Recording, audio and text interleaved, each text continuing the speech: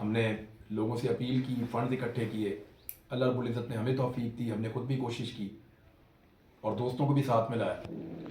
اور جو امن کمیٹی کے دوست ہیں انہوں نے جس طریقے سے سروے مکمل کیے، جس طریقے سے پورے بلوچستان میں پھیل کر انہوں نے کام کیا، جس طریقے سے وہ ہر جگہ پہنچے کم وسائل کے باوجود، اور جس طرح انہوں نے بیواؤں کو، یتیموں کو، معذوروں کو، بزرگوں کو اور ایسے لوگ جو بہت ہی لاوارث یا جن کے پاس بہت کم پیسے ہیں یا بہت غریب ہیں، جو اپنے گھر دوبارہ نہیں بنا سکتے، ان کو شارٹ لسٹ کیا، ان کی لسٹیں بنائی، ان کے اعداد و شمار اکٹھے کیے اور پھر ان سب کے گھر بنائے۔